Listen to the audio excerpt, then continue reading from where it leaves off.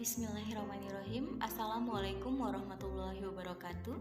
Selamat pagi anak-anakku sekalian. Tapi pun salam semangat. Pertama-tama, Ibu ingin memperkenalkan diri terlebih dahulu. Nama Ibu Lydia Sukma.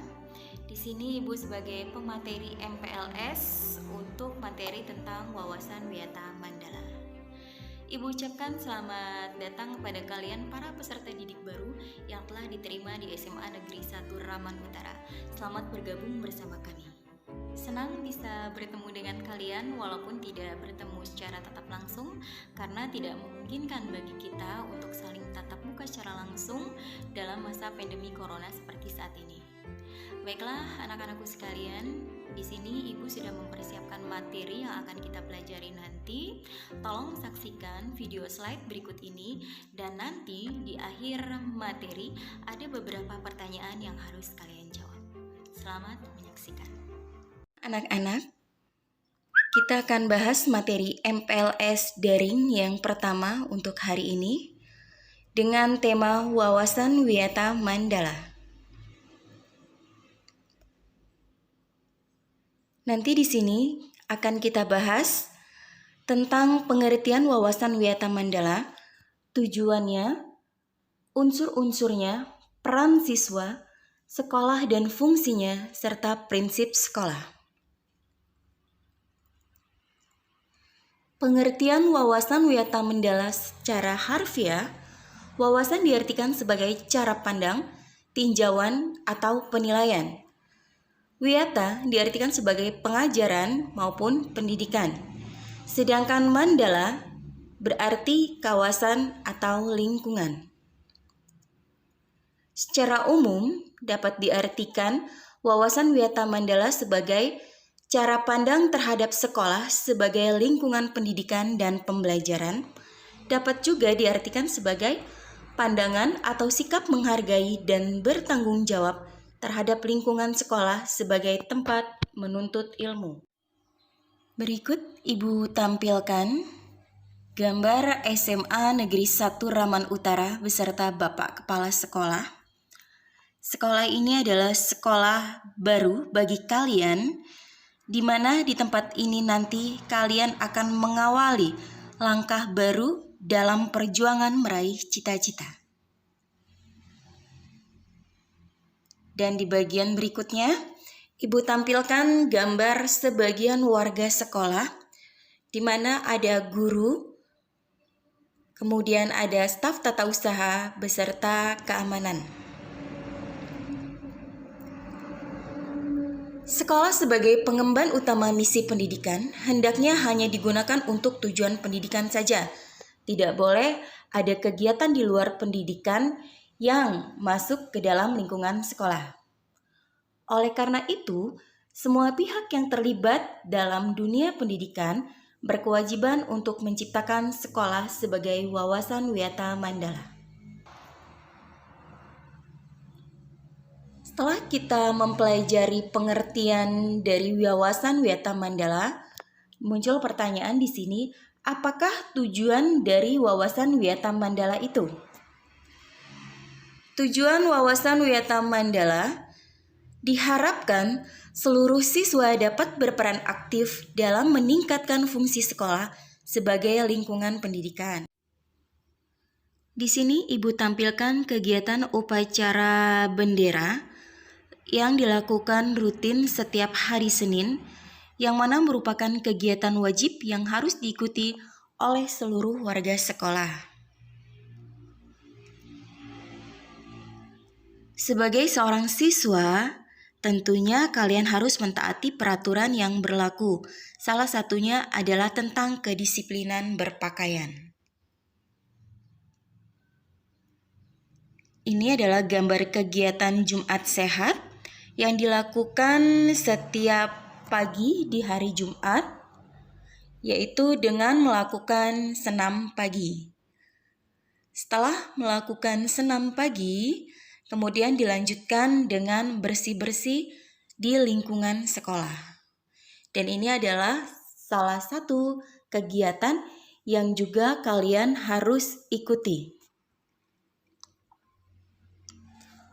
Unsur-unsur wawasan Wiyata Mandala. Sekolah merupakan lingkungan pendidikan. Yang kedua, kepala sekolah mempunyai wewenang dan tanggung jawab penuh atas penyelenggaraan pendidikan dalam lingkungan sekolah. Antara guru dan orang tua siswa harus ada saling pengertian dan kerjasama yang erat untuk mengemban tugas sekolah. Para warga sekolah di dalam maupun di luar sekolah harus senantiasa menjunjung tinggi martabat dan citra guru. Sekolah harus bertumpu pada masyarakat sekitarnya, mendukung antar warga. Dalam hal ini diharapkan masyarakat dapat mendukung program dan kebijakan sekolah dalam rangka kemajuan proses belajar mengajar, seperti memberi saran dan masukan untuk kemajuan sekolah, ikut menjaga keamanan lingkungan sekolah, mengadakan kerjasama dengan pihak sekolah, tentunya dalam bentuk komite sekolah. Peran siswa.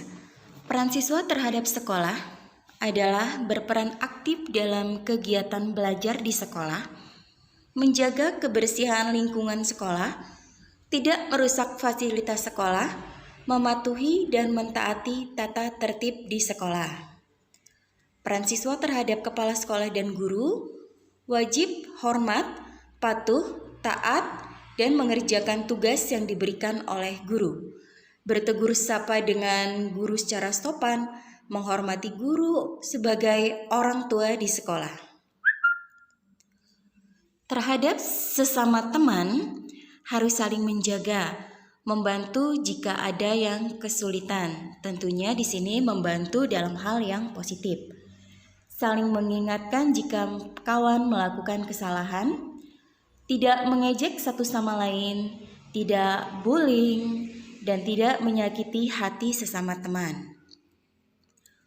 Peran siswa terhadap kegiatan sekolah di sini termasuk dalam seluruh kegiatan sekolah yang meliputi seluruh kegiatan kulikuler dan kegiatan ekstrakurikuler yang diselenggarakan oleh sekolah.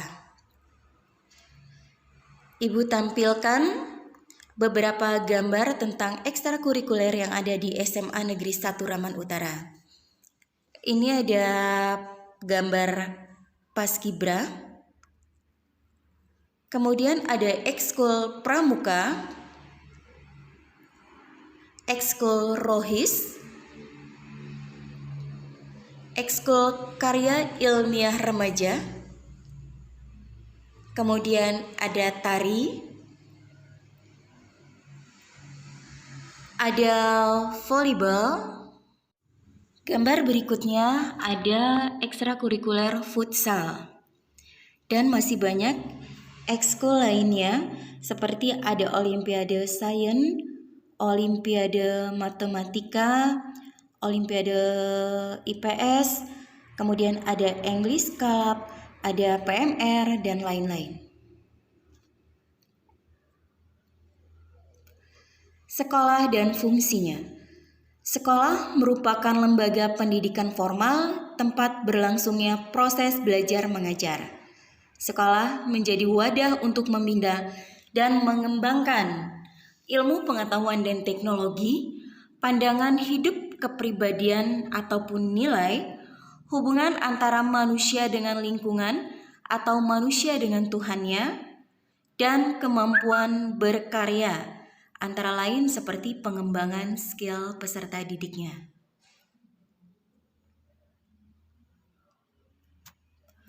Fungsi sekolah sebagai tempat masyarakat belajar karena memiliki aturan dan tata tertib kehidupan yang mengatur hubungan antar guru, pengelola pendidikan, siswa dalam proses belajar mengajar untuk mencapai tujuan pendidikan yang telah ditetapkan dalam suasana yang dinamis. Prinsip sekolah. Ada 9 prinsip sekolah di sini. Yang pertama, sekolah sebagai wadah lembaga yang memberikan bekal hidup Dalam hal ini, sekolah seharusnya bukan hanya sekedar lembaga yang mencetak para intelektual saja, namun lebih dari itu. Sekolah harus menjadi rumah kedua yang memberikan pelayanan dan pengalaman tentang hidup mulai dari berorganisasi, bermasyarakat. Prinsip sekolah. Ada 9 prinsip sekolah. Yang pertama, sekolah sebagai wadah atau lembaga yang memberikan bekal hidup. Dalam hal ini, sekolah seharusnya bukan hanya sekedar lembaga yang mencetak para intelektual saja. Namun lebih dari itu, sekolah harus menjadi rumah kedua yang memberikan pelayanan dan pengalaman tentang hidup, mulai dari berorganisasi bermasyarakat, pendidikan lingkungan hidup, atau bahkan pengalaman hidup yang sesungguhnya. Yang kedua, sekolah sebagai institusi tempat peserta didik belajar di bawah bimbingan pendidik. Bimbingan lebih dari sekedar pengajaran. Dalam bimbingan, peran pendidik berubah dari seorang pendidik yang tadinya berubah dari seorang pendidik menjadi seorang. Yang kedua, sekolah sebagai institusi tempat peserta didik belajar di bawah bimbingan pendidik. Bimbingan lebih dari sekedar pengajaran. Dalam bimbingan, peran pendidik berubah dari seorang pendidik menjadi orang tua, bahkan menjadi partner bagi siswa. Sekolah sebagai lembaga dengan pelayanan yang adil atau merata bagi stakeholdernya. Hal ini bisa berupa pemerataan kesempatan mendapatkan transfer of knowledge dengan tanpa membeda-bedakan baik fisik, kemampuan, kemudian dari tingkat kemampuan intelijensial, dan juga kemampuan ekonomi. Yang keempat, sekolah sebagai lembaga pengemban bakat dan minat siswa. Prinsip ini sejalan dengan teori multiple intelligence yang memandang bahwa kecerdasan intelektual bukanlah satu-satunya yang perlu diperhatikan oleh lembaga pendidikan. Kemampuan bersosialisasi, kemampuan kinestik, kemampuan seni, dan kemampuan-kemampuan lainnya juga perlu diperhatikan secara seimbang. Yang kelima, sekolah sebagai lembaga pembinaan potensi di luar intelijensia. Peningkatan kemampuan intelektual, kemudian emosional, maupun kemampuan-kemampuan lainnya harus mendapatkan perhatian yang seimbang. Yang keenam, sekolah harus memberikan perhatian serius untuk mengembangkan kemampuan emosional dan sosial, kemampuan berkomunikasi dan berinteraksi, kemampuan bekerja sama dan kelompok, dan lain-lain. Ketujuh, sekolah sebagai wahana pengemban sikap dan watak. Sikap sederhana, jujur, terbuka, penuh toleransi, rela berkomunikasi dan berinteraksi, ramah tamah dan bersahabat, cinta negara, cinta lingkungan, siap bantu-membantu khususnya pada yang kurang beruntung, merupakan sikap dan watak yang perlu dibentuk di dalam lingkungan sekolah. Yang kedelapan, sekolah sebagai wahana pendewasaan diri. Di dalam dunia yang begitu cepat berubah, salah satu kompetensi dasar yang harus dimiliki setiap peserta didik adalah kompetensi dasar belajar secara mandiri. Dengan proses pendewasaan yang diberikan di sekolah, pendidik tidak lagi perlu menjejali pemikiran dasar kepada peserta didiknya dengan perintah. Lebih dari itu, peserta didik akan mendapatkan sesuatu yang jauh lebih besar ketika dia bisa mencari dan mendapatkan apa yang ia butuhkan untuk hidupnya. Dan yang terakhir, sekolah sebagai bagian dari masyarakat belajar atau learning society.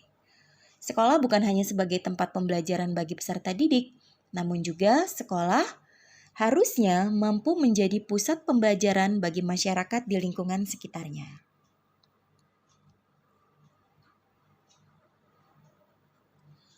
Mari bersama-sama kita upayakan wawasan Wiyata Mandala ini agar sekolah dapat berfungsi sesuai dengan tujuan pokoknya, yakni melaksanakan proses belajar mengajar sehingga tercapai tujuan pendidikan yang diharapkan. Berikut ada tugas yang harus kalian kerjakan. Ibu siapkan 2 soal di sini. Yang pertama, apakah ciri-ciri sekolah sebagai masyarakat belajar? Kemudian soal yang kedua, bagaimanakah cara untuk mewujudkan sekolah yang berwawasan Wiyata Mandala? Silakan kalian kerjakan tugas berikut ini. Tetap jaga kesehatan, tetap semangat, dan Ibu akhiri dengan wassalamualaikum warahmatullahi wabarakatuh.